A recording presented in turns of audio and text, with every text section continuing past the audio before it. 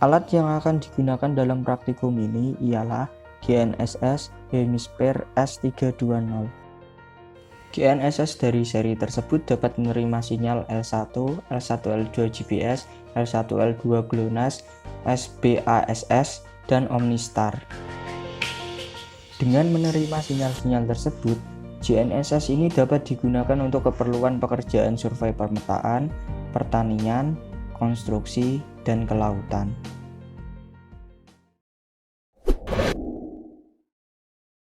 Kelengkapan alat pengukuran diantaranya sebagai berikut: receiver GPS, antena radio bracket, antena UHF radio, memori atau SD card, baterai receiver,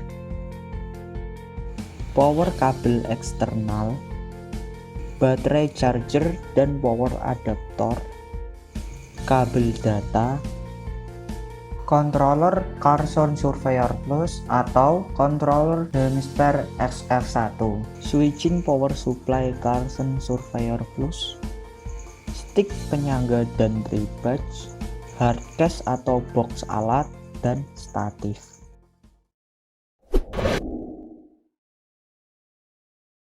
Sebelum dilakukan pengukuran, pastikan terlebih dahulu kondisi baterai pada controller dan receiver. Pada controller, baterai harus sudah terpasang. Untuk melakukan pemasangan baterai pada controller, dilakukan dengan cara lepas casing belakang controller dengan melepas baut menggunakan obeng. Kemudian, pasang baterai pada tempat yang tersedia. Tutup kembali casing belakang controller dan pastikan baut mengunci dengan kencang.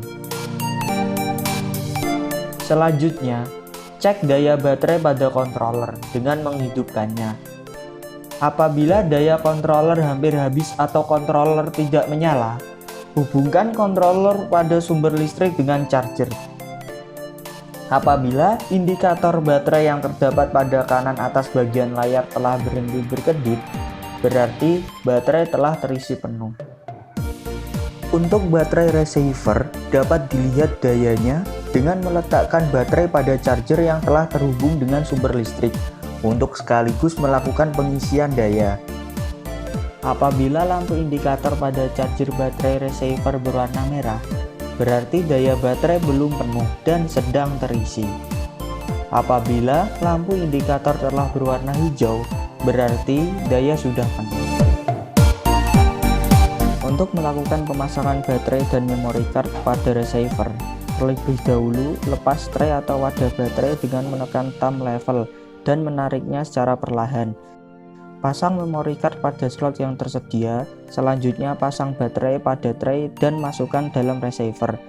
Lakukan pengecekan untuk melihat apakah baterai dan memory card sudah terpasang dengan benar dengan cara menekan tombol power untuk menyalakan receiver. Apabila indikator baterai dan memori sudah menyala, berarti baterai sudah terpasang dengan benar. Catatan: apabila lampu indikator baterai sudah berwarna merah, segera lakukan penggalian baterai yang berwarna merah tersebut dengan baterai cadangan yang masih penuh.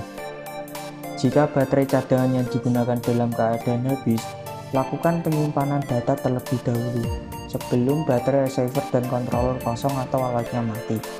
Apabila alat mati karena kehabisan baterai, maka data yang direkam tidak akan tersimpan secara otomatis.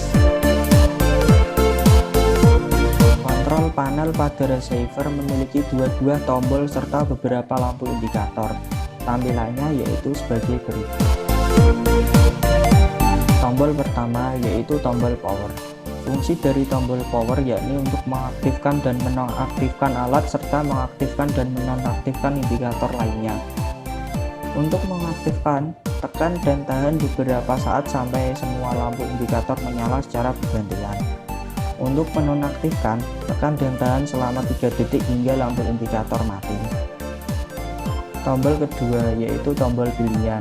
Tombol pilihan digunakan untuk memilih indikator yang akan diaktifkan dan dinonaktifkan sebelum tombol power ditekan. Selanjutnya ke lampu indikator.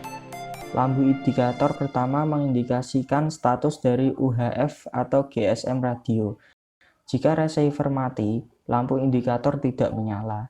Jika lampu berwarna kuning, maka posisi RTK masih mengambang.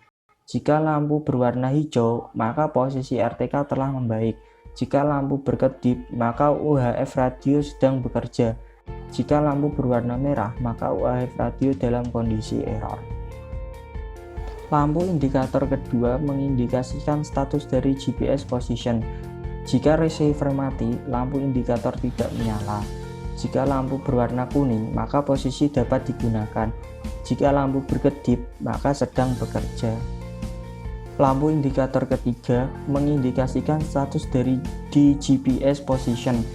Jika receiver mati, lampu indikator tidak menyala. Jika lampu berwarna hijau, maka posisi telah dilakukan perhitungan diferensial. Lampu indikator keempat mengindikasikan status dari external power.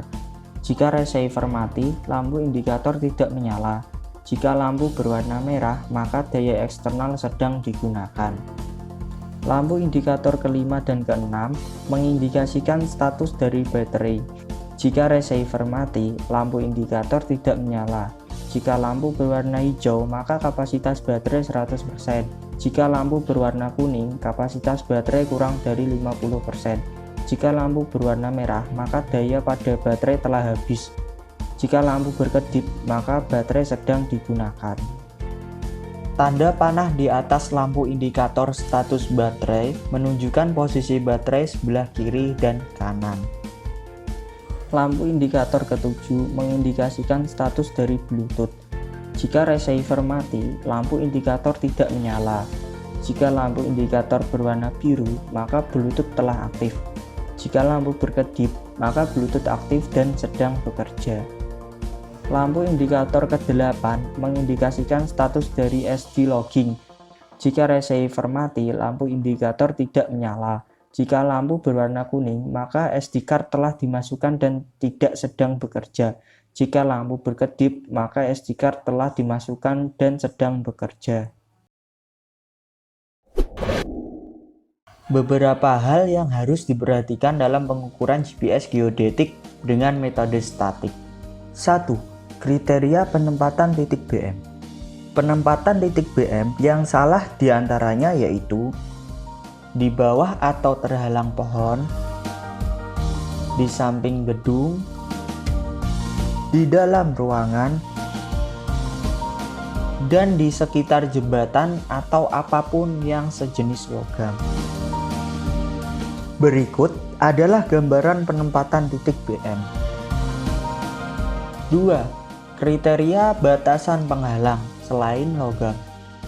Batasan adanya penghalang yang dianjurkan dalam penempatan titik BM yaitu 45 derajat dari sumbu Z mengelilingi receiver dengan receiver sebagai pusat sumbu. 3. Kriteria data yang digunakan dalam pengolahan data. Data yang akan diolah haruslah berasal dari pengukuran di waktu yang sama dari kedua receiver dan stasiun course.